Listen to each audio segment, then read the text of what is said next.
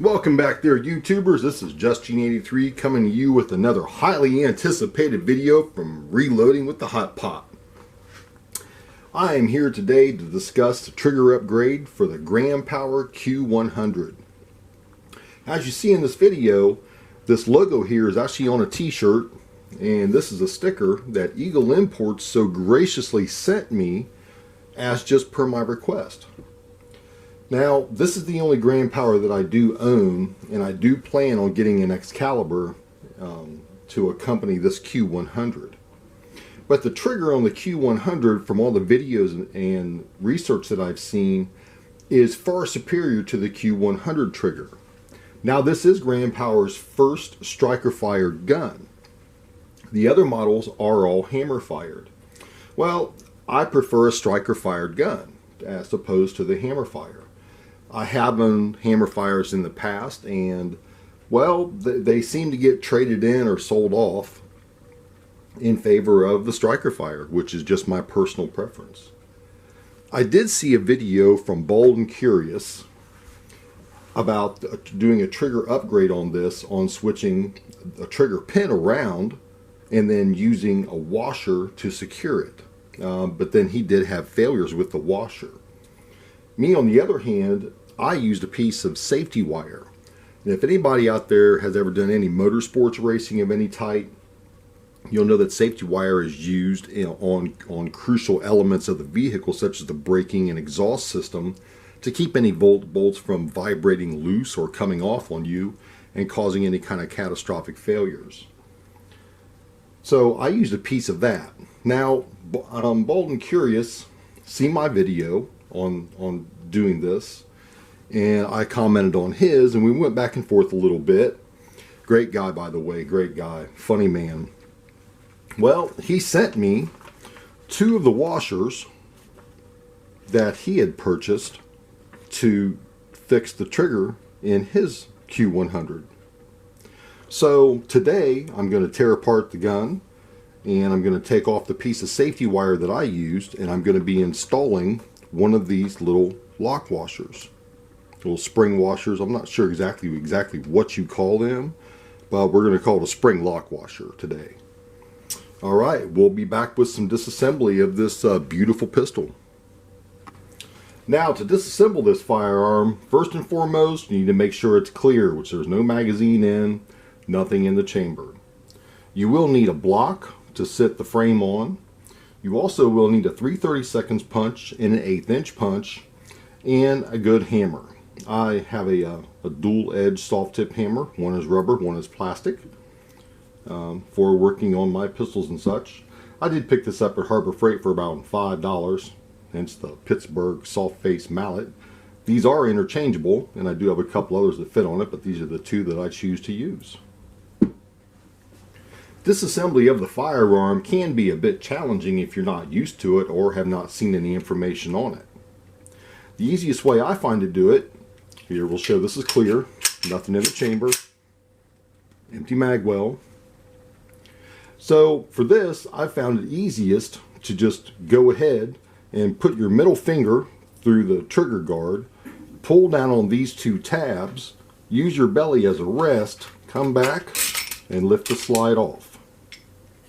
Hence, there's your slide in your barrel and your frame chassis. When I take this Power apart, I like to start back here at the rear trigger housing pin with the 3/32 punch. And then I like to go up here to the main rail housing pin, and then finally the trigger pin. I'll take this apart and be back shortly. Okay, now that we got this apart off camera, we're going to go through the internals of it. This is the trigger housing. Very nice machine work. Very well made. Very well made. I've been very impressed with shooting this pistol. This is the slide stop and or slide release and slide release spring. This little booger can be a bit of a pain in the booty to get in and out.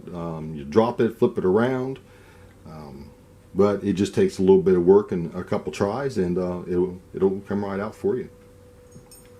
This is a little roll pin here that goes into the trigger assembly on the front frame rail. This is actually what the barrel rotates on as you're firing the gun. So this little thing I tend to keep quite lubed so it comes in and out very, very easily. I've had this pistol apart several times. The guide rod is a capture guide spring, flat wound. The guide rod is made of metal, and spring is permanently captured onto there. This does fit through the front pin of the trigger housing, so this is actually a permanent part of the firearm unless you are doing a complete disassembly of it. So there's never any need to take the guide rod and spring out of the firearm. And these are the two pins that held the trigger housing in, the small one being the rear and the large one being the front. And they can go in either order, right or left, does not matter.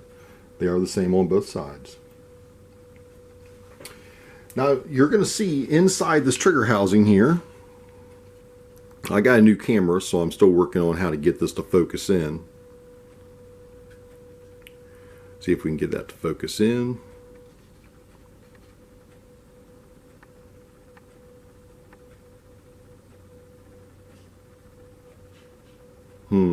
Yeah, not working too well. But you can see down in here, I actually used that piece of safety wire I was talking about, because this little pin here actually starts out in the reverse order. The large side is over on here on the left, and the small side is over on the right.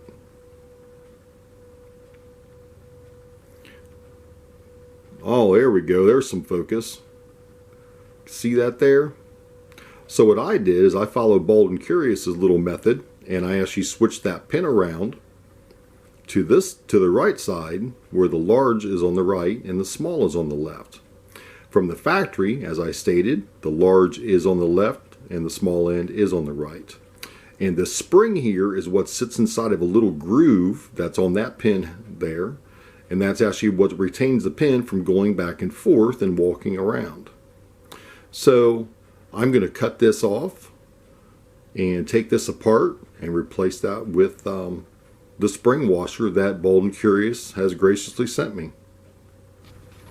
As you can see, I've got the trigger out of the housing now. See that piece of safety wire that I wrapped around that little pin? I'm going to be cutting that off and applying the little spring washer that Bold and Curious sent me.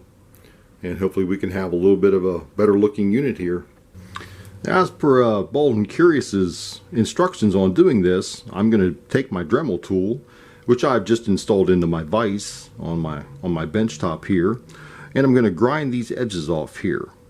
So I'm going to do this, and I'm going to shut the camera off while this is being done, just because of the noise of the Dremel tool.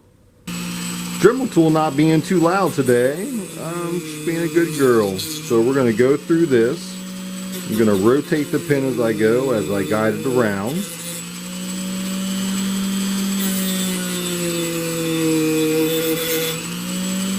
And we will come back with a finished product.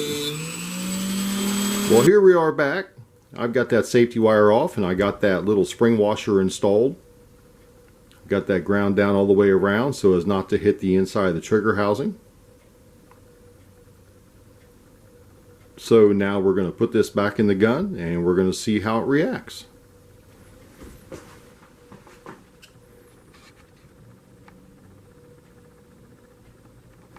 On another side note here, the pin that does hold the trigger into the frame does have a large end and a small end. I do put the small end in from the left side of the frame into the right and leave the large end towards the left side of the frame. Just wanted to clue that in there real quick. So here we are back now. We got the Power Q100 all put back together. I did not film the putting it back together because, well, what can go wrong on camera will go wrong on camera. And I had all kinds of fits with it, trying to keep the slide release spring in, trying to get it back together, trying to get the trigger housing straightened back out to actually get the pin back into it. You know, I've done it 10, 15 times now, taking it apart and putting it back together. playing with the trigger, and I've never had such a hard time. And as soon as I turn the camera on, boom, you know, it's just the way it rolls. But I did improve the trigger quite a bit. I did take a lot of slack out of the trigger.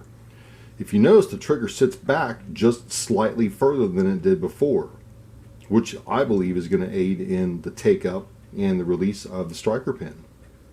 So let's give this a little go around. We got the take up, release. Watch this reset. That is nice. That is nice and crisp. Let's do that again. That is nice. Nice. I think I'm really going to like this. I was going to shoot this yesterday in an IDPA event for the first time, and we ended up getting washed out. Our range got flooded through all the torrential downpours through here in the good old OH-10. So that was out of the question. So this morning the 3-gun event got canceled out due to range being flooded, or at least from my aspect being flooded. So I didn't go. I canceled. Not that the event was canceled. I canceled on going. So there you go, YouTubers, Gram Power fanatics. Now, I seen a piece on Bold and Curious's comments where Gram Power said that by doing this, you will null and void the warranty on this pistol. Well, that's fine. I believe it's a good enough pistol. I should not really have to worry about warranting this pistol for any reason. So far, it has fired every shot.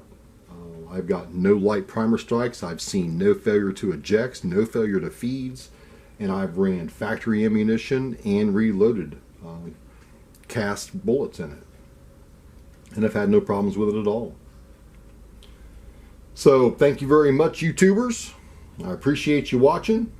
Gram Power fanatics out there, get your pistols and please enjoy. Whether it's a K series, a Q series, I don't think you'll be disappointed in a purchase of a Gram Power. Well, until next time, YouTubers, keep blowing the smoke.